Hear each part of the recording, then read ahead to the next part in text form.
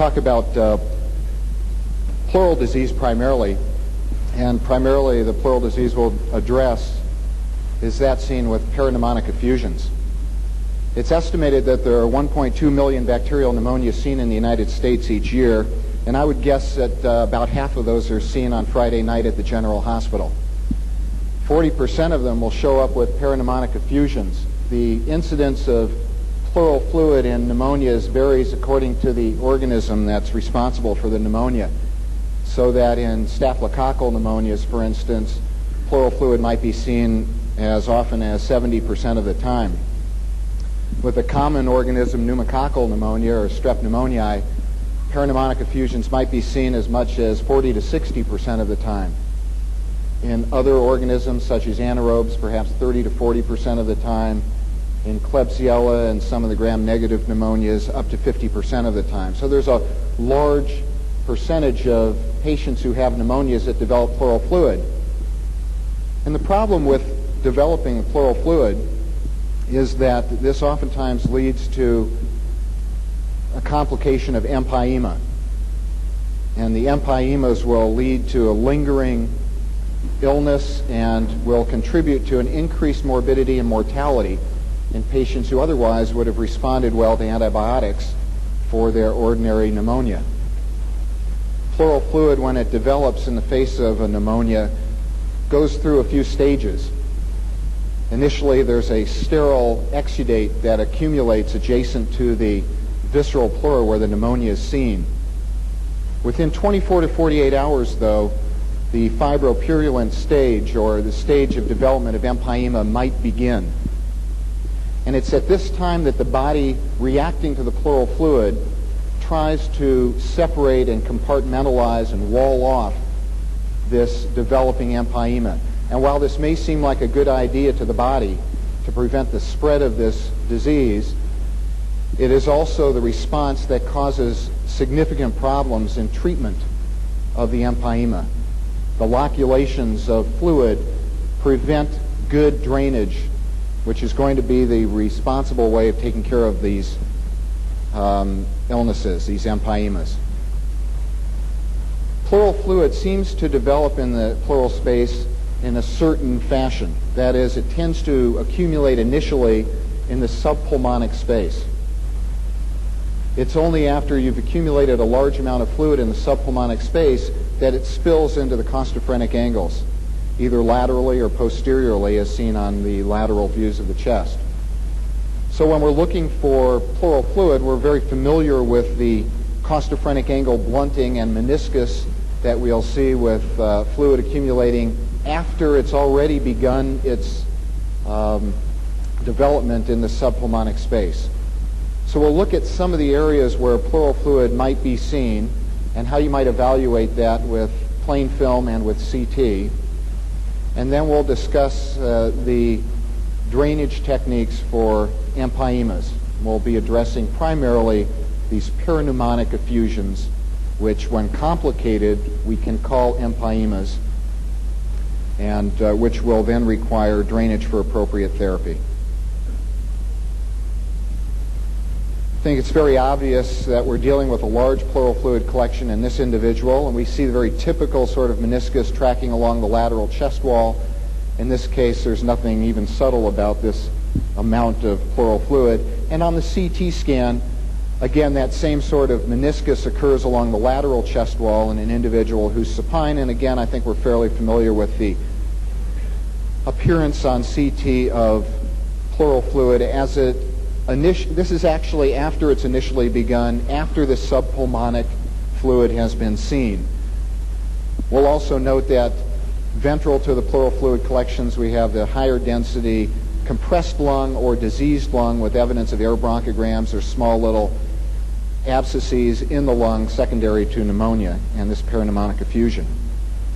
What's a little less intuitive is the appearance of subpulmonic fluid on the plain film and on the CT scan. On the plain film, what we're primarily looking for is elevation of the hemidiaphragm that is not in the typical fashion. That is, the dome of the hemidiaphragm is in a more lateral position than expected. We'll usually see the diaphragm come down from here and drop in this fashion. Here we'll see the diaphragm elevated more laterally than it is usually seen. And even in the face of a normal costophrenic angle here, this should be suggestive of subpulmonic fluid. Now remember that this subpulmonic fluid is free-flowing. It's not loculated in this compartment. And it's also in the pleural space. It's not, even though it's called subpulmonic, it's not subpleural. That is, it's not in the interstitial space of the lung adjacent to the visceral pleura. This is in the pleural space, and if you got to cubitus views, the fluid would layer out against the lateral chest wall. Also, if you were then to get an upright film, it's very possible that the fluid may reaccumulate in the subpulmonic space. The mechanism for that or the reason for that is not quite clear. One thing you might observe in patients who have subpulmonic fluid of this sort is that the posterior costophrenic angle is blunted. Being the most dependent portion of the CP angles, the posterior aspect may be blunted and filled with fluid before the lateral aspects are. So you may be able to detect the subpulmonic fluid on the lateral film as blunting of the posterior vertebrophrenic angle. Here's another example of subpulmonic fluid. In this case, a stab wound to the left chest resulted in a hemothorax. And here we have evidence of subpulmonic fluid not only because the diaphragm or hemidiaphragm is elevated laterally, but also there's an increased distance between the top of the stomach bubble and the top of the apparent hemidiaphragm, suggesting that this is not the top of hemidiaphragm, which is sitting over here, but instead something interposed in the pleural space in a subpulmonic location. And when a chest tube was placed on the left side and 500 cc's of blood was drained off, we see the more conventional appearance of left hemidiaphragm. Well, this is how we see subpulmonic fluid collections. I'm sure most of us are aware of that. But how might we differentiate a subpulmonic fluid collection from a peritoneal fluid collection? Since these are so very close, and since CT scanning is going to image these collections in the same plane, it might be a difficult differentiation. So let's look at a situation where we have a patient who presented with a chest film like this. It's unclear how much lung disease there is in this case versus how much pleural disease there is. Well, this is a perfect situation to do a CT scan because differentiation between complex pleural and pulmonary disease is one of the main indications for CT and one of the best things CT can help to separate out. We're going to look at the CT slices and follow them from a more craniad region to a more caudal region down to about this level, and we'll cut through about 4 slices. We'll note that initially we'll see fluid anterior and posterior to compressed and perhaps diseased lung that contains some air, either in small abscesses or in large air bronchograms. Soon as we approach the diaphragm, we'll note that this basilar collection of pleural fluid, subpulmonic effusion, and a little bit of posterior vertebrophrenic angle pleural fluid is going to create a tremendous degree of compression of the lung, and the lung may assume the appearance of a diaphragm, and it's been called a pseudo-diaphragm. We don't want to mistake this collection of fluid for intraperitoneal fluid, as we would normally assume if this were hemidiaphragm, being as things ventral to the hemidiaphragm would be in the peritoneal space and things dorsal to the hemidiaphragm or outside of the hemidiaphragm would be in the pleural space. But in this situation, this is not going to be hemidiaphragm. In fact, it's going to be compressed lung. And that what we'll be looking at will be subpulmonic effusion. And we'll know that it's subpulmonic effusion for a couple of reasons. First of all, the compressed lung will not follow the liver or the differentiation point of pleural and peritoneal spaces ventrally and all around those spaces. In most instances, hemidiaphragm will. In this case, compressed lung will not. It will stop about here. Compressed lung has different thicknesses as you go around its circumference, whereas the hemidiaphragm generally has the same thickness. Also, pleural fluid will tend to approach the midline of the chest, whereas peritoneal fluid will be stopped by the peritoneal attachment near the bare area of the dorsal aspect of the liver, and usually will not approach the mid portion of chest.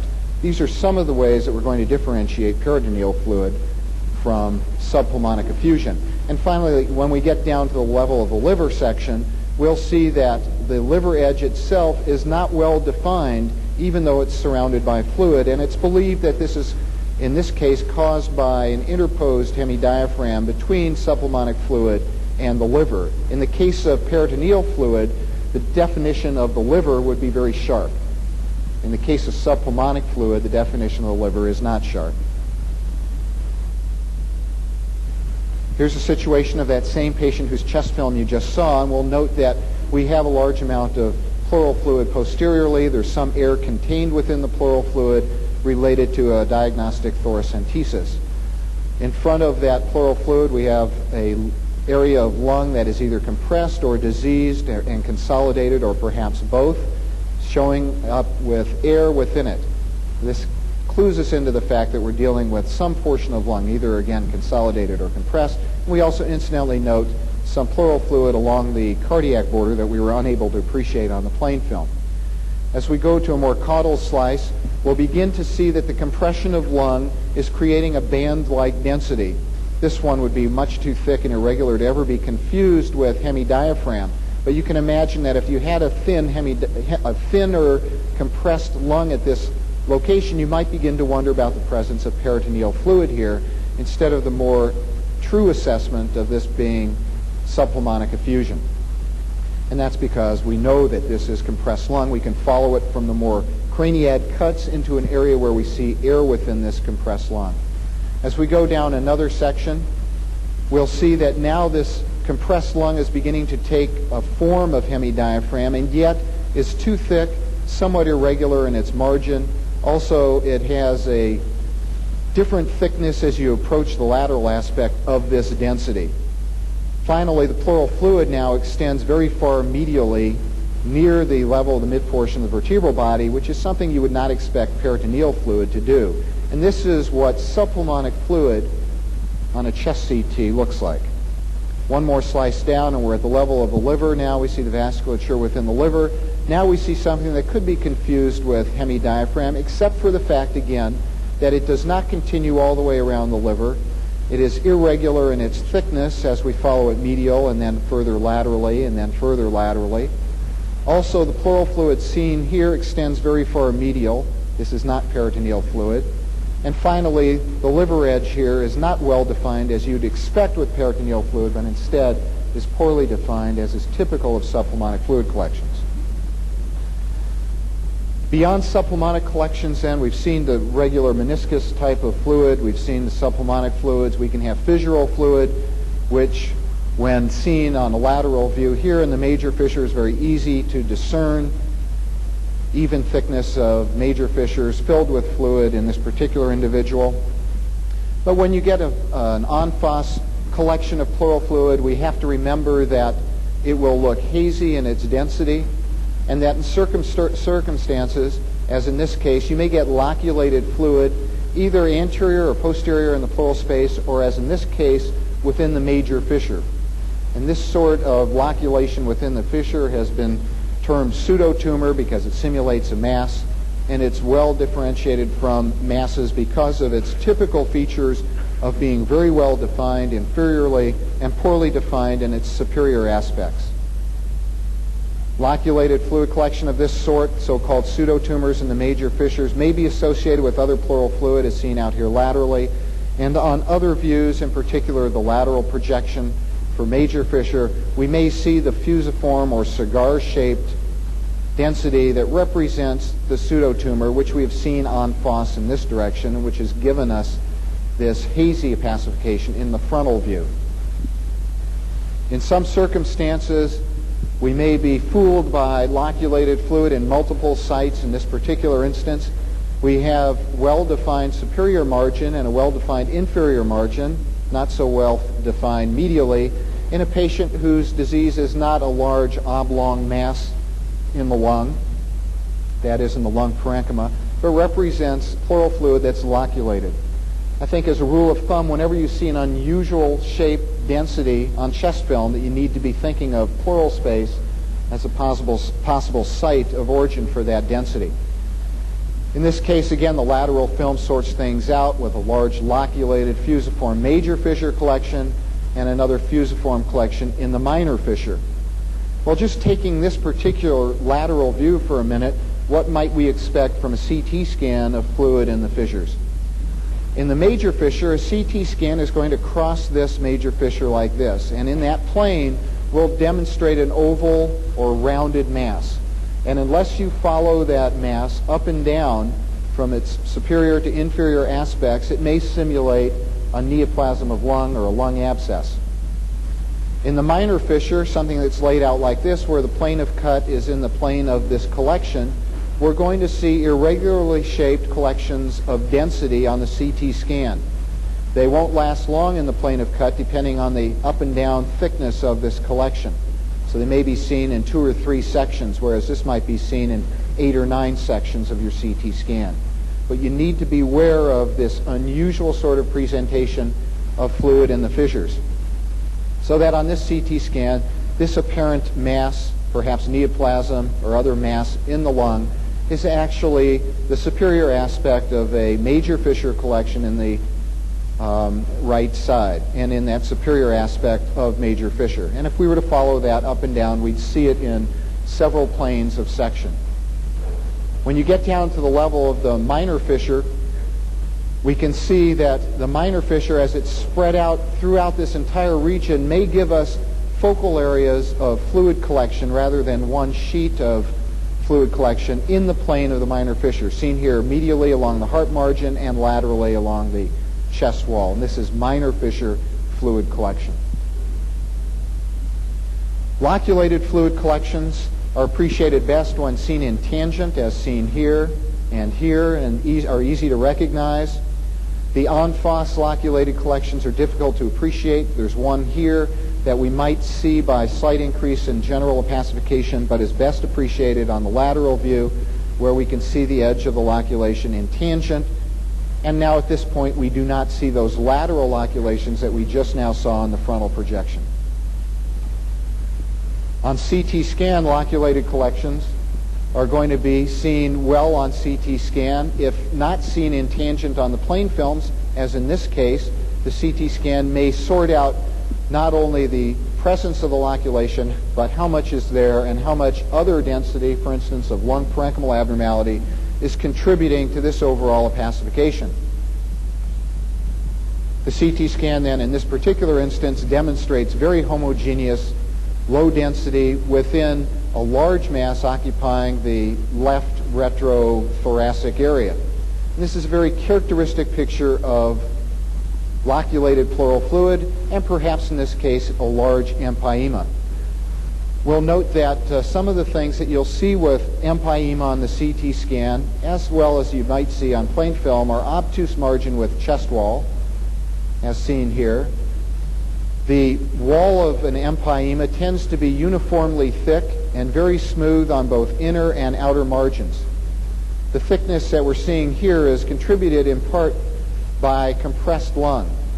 One thing that you'll see with empyemas as opposed to lung abscess is displacement of normal structures in the hemithorax. Bronchi and vessels will be displaced. In fact, even the mediastinum can be displaced at times by empyema, since this is now an abnormality that's occupying a space that was never there before. In the past, before the empyema, it was a potential space. Now it's occupied by a large mass.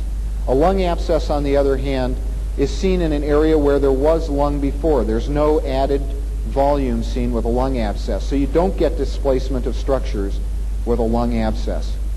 And that's one of the key differentiating features between empyema and lung abscess. And we're going to have to try to differentiate between these two before we go to the ultimate treatment of an empyema, which is drainage, as opposed to the treatment for abscess, which is antibiotic therapy. Empyemas then typically conform to the chest wall. They're adjacent to the chest wall, that is where the pleural space is, and thus out peripherally in the hemithorax. And their shape conforms to the chest wall, that is, they tend to be elongated or fusiform, with generally a convex margin pointing into the lung. They characteristically have thin and uniform thickness, that is, uniform thin, let's say, walls, with smooth inner and outer wall margins. We mentioned the obtuse angle before, and that's characteristic of empyemas, but not an absolute. Also, if contrast is given during the course of a CT scan, the pleura, which are inflamed, tend to enhance. And you can oftentimes see both visceral and parietal pleura enhanced.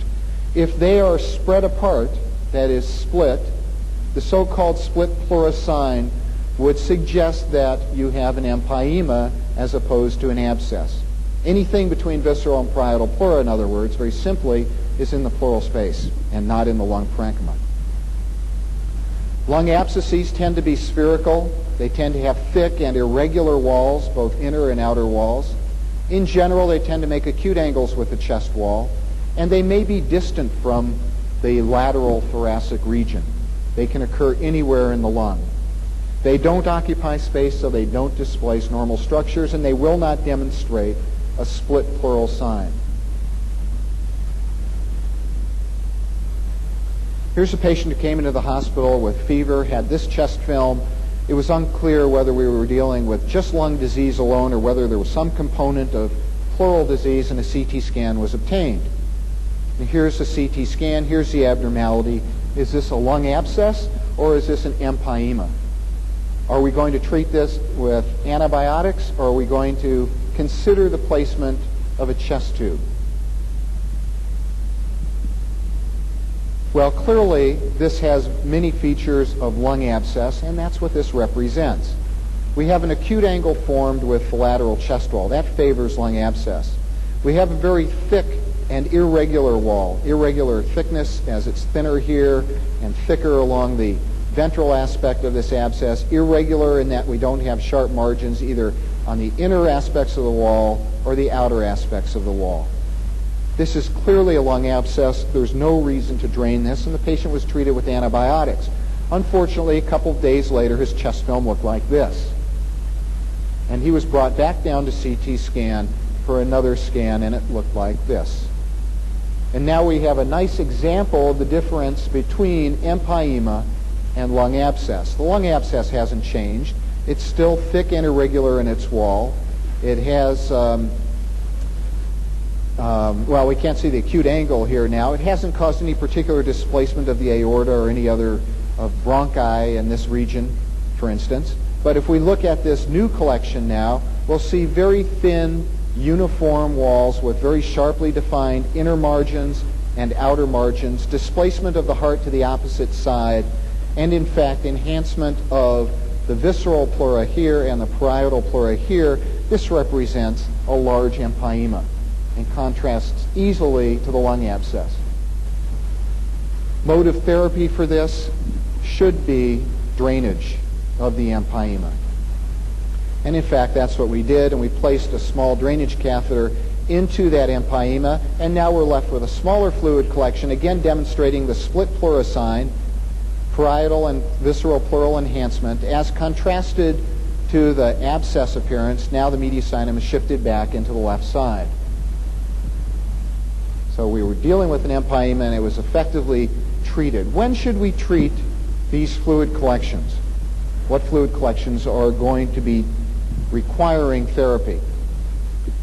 Well, empyemas are traditionally taught as being those pleural collections that require tube drainage. Pus in the pleural space is a definition of empyema, but there's no set criteria for how many white cells in the analysis of that pleural fluid constitutes pus. So basically, it's a visual observation. If you have a turbulent or turbid fluid collection that comes out of the pleural space on diagnostic thoracentesis, that should be drained. And in fact, you probably do not want to run it through your regular tests, for instance, a pH test, because you might mess up the instrument. But what has been looked at in regards to what should be drained has been some chemical analysis of the pleural fluid, as well as its gross observation, and as well as the microscopic observation of organisms seen on gram stain, which would also tell you that the pleural fluid needed to be drained. And what's been recommended is that if the pleural fluid glucose is less than 50 milligrams, that fluid should be drained, because it's likely to behave like a frank empyema, even if you can't demonstrate organisms at that time. Also, if the pH in the pleural fluid is less than 7, it's clearly going to require drainage at some point, and thus it should be drained earlier rather than later. If the LDH is greater than 1,000 international units, the same thing holds true. That fluid is going to behave like empyema and should be drained sooner rather than later. The importance of draining the empyema fluid early is that the morbidity and mortality of patients increases the longer there's a delay before their definitive therapeutic treatment has taken place. A study has been done looking at the care of these patients and has shown that if there's a delay in getting to whatever the ultimate therapy is, whether it's tube thoracostomy, open lung drainage, decortication, whatever the final treatment for the empyema is, the longer it takes one to get to that point, the greater the morbidity and the greater the mortality for the patient. And that doesn't even speak to the fact that that patient's going to wind up in the hospital for months. And I'll just say right now that the major problem that we have in our hospital in dealing with these situations is that nobody has established guidelines or time frames that tells them that, okay, now I'm going to move to the next step. I've tried my interventional radiology catheter for 3 days, and the patient's still febrile, and his white cell counts are still elevated. So now I'm going to try a larger tube and let the surgeons put one in. And now I've tried that for 3 days, and it's still not working, so I'm going to go to open lung drainage. Or the guy has persistent chronic empyema drainage, and he's just not doing well, we're going to have to do a decortication. Each time you do one step in the therapy of these patients, you have to follow very closely the individual and be prepared to move on to the next step. The longer the delay, the worse it is for the patient. And that's a key feature. And it's something you have to establish in your hospitals or in your practice, that I'm going to wait 2 or 3 days, and at that point we're going to do something else. The techniques that have been used to insert the interventional radiology catheters have been both trocar technique and the Seldinger technique. We tend to prefer the Seldinger technique. The trocar technique is occasionally very dangerous, and it's not uncommon to see a trocar along with a large catheter placed into lung parenchyma, into spleen, into liver, into kidney, through diaphragm. These things are certainly all reported. So you're better off localizing the fluid either with CT or ultrasound, marking it on the skin, taking the patient to fluoroscopy, doing a sterile preparation of the skin, lots of anesthesia, and then going in over the superior aspect of ribs so you avoid the neurovascular bundles. Go in with a Seldinger type needle followed by a floppy tip wire, in this case a Benson wire, and then sequentially dilate up the skin site until you get to this device of torture, whatever size catheter, whatever size dilator you're ultimately going to get to, by 2 French intervals, dilating up the skin site, using blunt dissection, and then inserting the appropriate catheter. And I'm going to skip over this. This is another reason that these large trocar techniques are not very good. They tend to kink. But then inserting more of a Cope-type nephrostomy drainage catheter, pigtail, maybe with a string proceeding from the tip so that you can tie it into a pigtail, and inserting a catheter that may range anywhere from 8 to 14 French in size for drainage. The question of how big the catheter has to be for effective drainage has never been addressed in a controlled trial. There's only one study in the literature that looks at the size of catheter in regards to how well drainage was carried out, and that was done in the abdomen. And it was shown that once you got to an 8.3 French drainage catheter, getting bigger than that didn't have any different effect on drainage. And yet I think from anecdotal experience, we would agree that some of the smaller catheters will have a tendency to clot up or fill with pus and not function very well. They need to be watched daily. They need to be flushed occasionally to make sure that they stay open. And we will generally put in a 12 to 14 French drainage catheter. We'll use some benzoin to tack down a stoma adhesive through which the catheter comes. We'll then put some pink tape on the catheter and suture it to the flange or ring flange that's on the stoma adhesive, and this will keep the catheter in place adequately. You won't have to worry about it pulling out. Then you'll dress that to the patient using some bacteriostatic ointment, 4x4s, some tape, and you'll hook the thing to a Pleurovac or similar device, and you'll have to go to night school for your mechanical engineering degrees to figure out how these things all work. Basically, we've got a collection tube over on this side. The amount of fluid in this side determines the degree of suction that's coming out of the wall. Because the wall suction is uncontrolled, this controls the wall suction. This unit tells you if there's an air leak, that is if you have a bronchopleural fistula or a persistent pneumothorax or leak elsewhere in the system. Complications include hematoma and infection, as you would get any time you go through the skin. Laceration or infarction of the lung have occurred. And of course, you can hit other areas such as spleen and liver. The success rate with small tube drainage for empyema has been fairly effective, ranging anywhere from 60% to over 90%. Again, none of this is controlled in regards to large tube thoracostomy.